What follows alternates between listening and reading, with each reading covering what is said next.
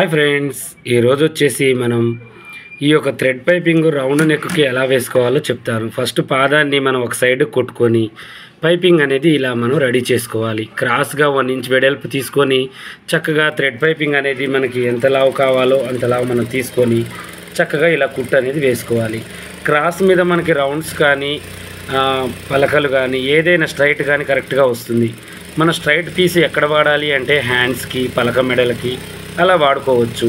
మన రౌండ్లు కానీ వేరే ఏదైనా మనం మోడల్ తీయాలి అనుకుంటే మాత్రం క్రాస్గా తీసి మనం చక్కగా ఇలా రెడీ చేసుకోవాలి. ఇలా రెడీ చేసుకున్న తర్వాత నేను రౌండ్ నెక్కులకి ఎలా వేయాలో చూపిస్తాను. ఎందుకంటే చాలామంది సిస్టర్స్ నిన్న మొన్న పెట్టిన వీడియోస్కి రౌండ్ నెక్కుకి ఎలా వేయాలో ఒకసారి చూపించండి అన్నయ్య, అది కూడా జారే క్లాతులకి ఎలా వేయాలో చెప్పండి అన్నయ్య అని చెప్పేసి అడిగారనమాట.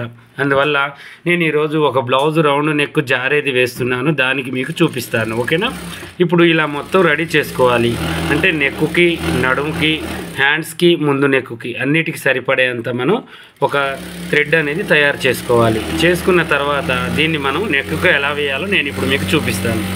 ఇప్పుడు మనం జారే క్లాత్ ఏదైనా కూడా ఫస్ట్ లైనింగ్ కట్ చేసుకుంటాం కాబట్టి అది రౌండ్ కానీ పలక కానీ ఈ టిప్స్తో మనం చేసుకుంటే నెక్ చాలా నీట్గా కరెక్ట్గా వస్తుంది. కొన్ని పల్చటి క్లాతులు మనకేంటి అంటే పైపింగ్ అంటే ఇప్పుడు దీనికన్నా కూడా మందం క్లాతులు వేస్తే సీనియర్లకైతే కరెక్ట్గా వస్తుంది, కానీ ఎవరైనా జూనియర్లు ఉంటే మాత్రం అది నీలిగినట్టుగా పారసకపోయినట్టుగా వస్తూ ఉంటుంది. అందువల్ల ఈ టిప్స్ నేను చెప్పినట్టుగా వేసుకుంటే మీకు ఎక్కడైనా కూడా అణిగి కరెక్ట్గా మనకి ఆ బ్లౌజ్ అనేది పర్ఫెక్ట్గా వస్తుంది. ఫస్ట్ మనం ఇలా స్టిచ్చింగ్ చేసుకోవాలి. నడుముకి చూడండి, ఇలా చక్కగా మనం ఏదో నార్మల్ పాదంతో కుట్టినట్టే ఉంటుందండి. ఒక్కసారి మనం సెట్ చేసుకున్నాం అనుకోండి చాలా చక్కగా నీట్గా వచ్చేస్తుంది మనకు. ఓకేనా? ఇప్పుడు నెక్కుకు చూడండి, రౌండ్గా రావాలంటే ఏం టిప్స్ వాడతానో చూడండి. ఇలా పెట్టేసి చక్కగా చూడండి, ఇలా అనుకుంటూ ఒక ఏలుతో ఇలా మనం చక్కగా ఇలా పెట్టుకుంటూ దాన్ని కొంచెం టైట్గా గుంజాలన్నమాట. టైట్ అంటే మరీ టైట్ కాదు. ఇగో మూలల దగ్గర ఈ చేత్తో ఇలా నెట్టుకుంటూ రౌండ్ తిప్పాలి. చూడండి, రౌండ్ కరెక్ట్గా మనకు లైనింగ్తో పాటు తిరిగిందనమాట. ఇక దీన్ని కూడా ఇలాగే చూడండి, ఇలా నెడుతూ ఉండాలి. ఇలా చేయడం వల్ల మనకి ఏమవుతుందంటే నెక్ రౌండ్గా వస్తుంది. స్ట్రైట్గా వేసారనుకోండి నెక్ అనేది రాదంటే మనం వేసేటప్పుడే దాన్ని తిప్పుకుంటూ క్లాత్ని దానికి వీలుగా ఉండేటట్టుగా మనం నెక్కును వేసుకోవాలన్నమాట. ఇప్పుడు ఈ రౌండ్ ఇలా వేయడం వల్ల మనకి చూడండి తిప్పి వేసిన తర్వాత కూడా అలాగే ఉంటుంది.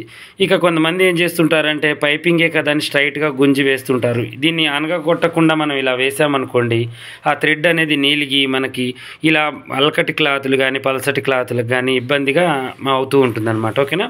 ఇలా సమానంగా మనం చెక్ చేసుకోవాలి.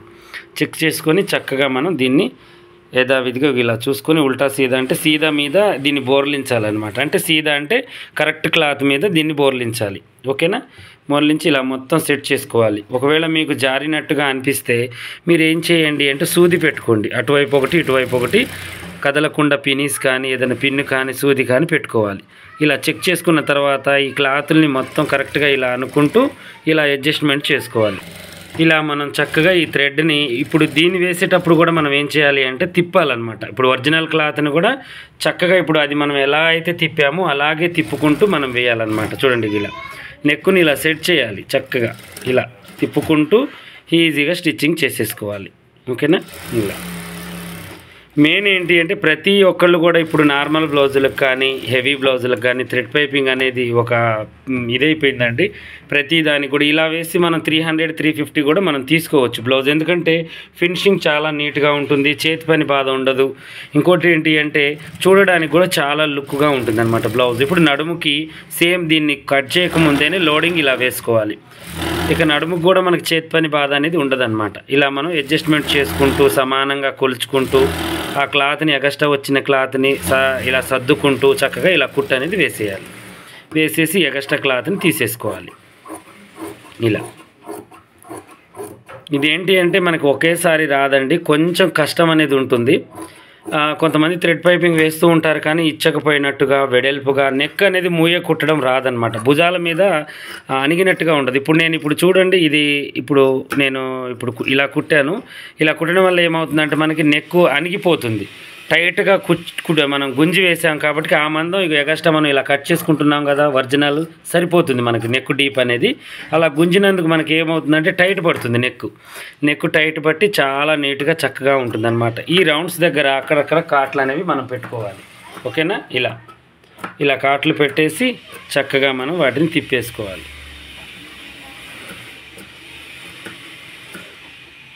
రొటీన్గా చేసే పనే కదా, ఇలాగే వేయాలి అని చాలామంది ఏంటంటే కొన్ని టిప్స్ తెలియక అలా వేస్తూ ఉంటారు. అలా కాకుండా ఇప్పుడు నేను చెప్పినట్టుగా వేసి చూడండి. మీకు నెక్ రౌండ్ అయితే రౌండ్, యూ షేప్ అయితే యూ షేపు, నెక్కులు పైకున్న కిందికున్న షేప్ అనేది ఎటు కూడా మనకి చెక్కు చెదరకుండా వస్తుందన్నమాట.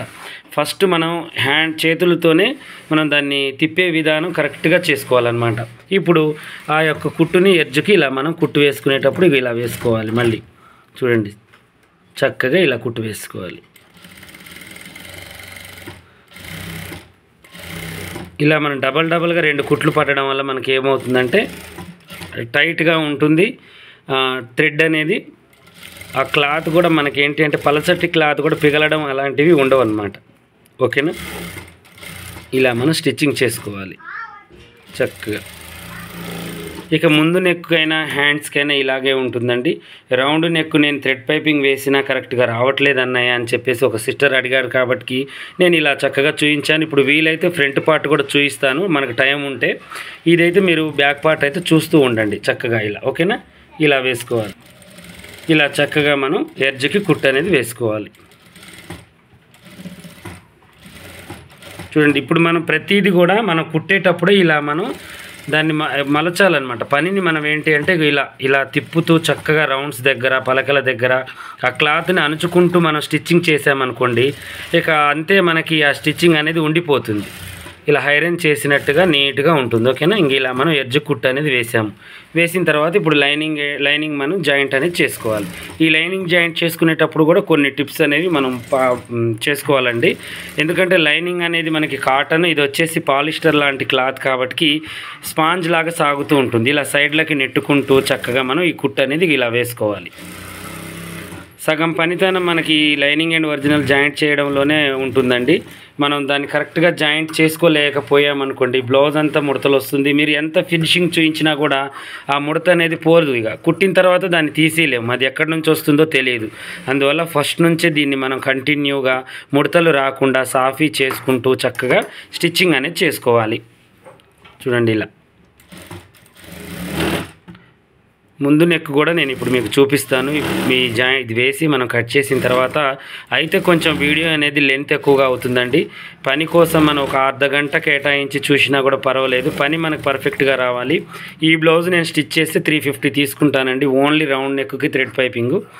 ఎందుకంటే అలా వేసుకోవచ్చు మనం, రేట్ అనేది అలా వేసుకోవచ్చు. కొన్ని ఏరియాలలో 200, 250 అలా ఉంటుంది. ఏరియాని బట్టి అమౌంట్ అనేది తీసుకోవచ్చు. ఓకేనా, ఇలా వేసిన తర్వాత ఇప్పుడు ఫ్రంట్ పార్ట్కి నేను నెక్ వేస్తాను. చూడండి, దానికంటే ముందు ఈ డాట్స్ కూడా వేసుకుంటే మనకు ఒక పని అయిపోతుంది, వెంటనే పక్కకు వేయచ్చు. ఇంకా ఇలా డాట్స్ కూడా ఇలా వేసుకోవాలి, చక్కగా మనం ఈజీగా వేసుకోవచ్చు. ఓకేనా, ఇలా వేసుకుంటే అయిపోతుంది. ఇప్పుడు ఫ్రంట్ పార్ట్ చూపిస్తాను చూడండి. ఇలా మనం ఫ్రంట్ కూడా ఇప్పుడు మనం ఏం చేయాలంటే చక్కగా ఇంకా చూడండి, ఇలా మనం ఈ రౌండ్ల దగ్గర ఇలా ఒక్కసారి మనం చెయ్యిని ఇలా అనగబెట్టి ఇలా మనం కుట్టు వేసుకుంటే చాలు, చక్కగా మనకి వచ్చేస్తుంది అనమాట. ఓకేనా, ఇలా వేసిన తర్వాత ఇప్పుడు మనం ఇంకో ఫ్రంట్ పార్ట్ను కూడా ఇలా వేసుకోవాలి. ఎందుకంటే మళ్ళీ ఉల్టా సీదాలు మనకు అర్థం కావండి. ఒకసారి ఇలా వేసుకుంటే ఇక ఒరిజినల్ ఎలా తిప్పుకోవాలో నేను మీకు చూపిస్తాను. చూడండి, ఈ టిప్స్ వాడాలి. ఇలా అనుకుంటూ వేయాలి. చూడండి ఎంత రౌండ్గా చక్కగా వచ్చిందో మనకి నెక్ అనేది. వేసేటప్పుడే మనకి ఇలా షేప్ అనేది కనిపించాలన్నమాట. ఇప్పుడు మనం రియల్ అంటే ఒరిజినల్ క్లాత్ మీద సీదా మీద దీన్ని బోర్లించుకోవాలి. సేమ్ వెనక పార్ట్ ఎలా అయితే చేసామో అలాగే చేసి ఇప్పుడు మళ్ళీ దీన్ని ఇదే పొజిషన్లో మనం స్టిచ్చింగ్ అనేది చేయాలి. ఏ ఎడ్జ్కి మనం ఎలా అయితే థ్రెడ్ పైపింగ్ కుట్టు వేసామో అలాగే మళ్ళీ నెక్స్ట్ కుట్టు కూడా అలాగే వేసుకోవాలి. ఇక చూడండి, ఇలా తిప్పాలన్నమాట నెక్కుని. ఆ షేప్ అనేది మన స్టిచ్చింగ్లో ఇవ్వాలి. మనం ఓన్లీ కుడుతున్నామంటే కుడుతున్నాం కాదు, చేతులతో ఆ షేపుని మనం కుట్టును కూడా తిప్పే విధిగా మనం తిప్పుతూ ఉంటేనే మనకి ఆ రౌండ్ అనేది కనిపిస్తూ ఉంటుంది. ఇలా కట్ చేసేసి పైనుంచి కుట్టు వేయడమే. ఇక స్ట్రైట్ కుట్లు ఇవన్నీ అంటే మీకు తెలుసు కాబట్టి నేను అవి చూపించదలుచుకోవట్లేదు, ఎందుకంటే 10 నిమిషాలు దాటిందండి మన వీడియో. ఇక అనుగుడు కుట్టు అనేది మనం లైనింగ్ వైపుకి ఒక కుట్టు ఇలా వేసుకోవాలి. ఫస్ట్ వేసుకుంటే మనకేంటి అంటే గట్టిగా ఉంటుంది మనకి, ఎందుకంటే కొంచెం ఖర్చు పెట్టాం కాబట్టి ఇలా డబల్గా స్టిచ్ చేసుకుంటే బాగుంటుంది. తర్వాతకి ఇలా మనం కుట్టు వేసుకోవాలి. చూసారు కదా, ఈరోజు వచ్చేసి మనకి రౌండ్ నెక్కి థ్రెడ్ పైపింగ్ టైట్గా, నీట్గా, పర్ఫెక్ట్గా, రౌండ్గా ఎలా రావాలో చక్కగా వివరించాను. ఇలాగే మరిన్ని మంచి మంచి వీడియోస్ కోసం మా ఛానల్ చూడండి. కొత్తగా చూసేవాళ్ళు సబ్స్క్రైబ్ చేసుకోండి. పాత వాళ్ళైనా కొత్త వాళ్ళైనా మీకు ఏమైనా డౌట్ ఉంటే కామెంట్లో ఖచ్చితంగా అడగండి.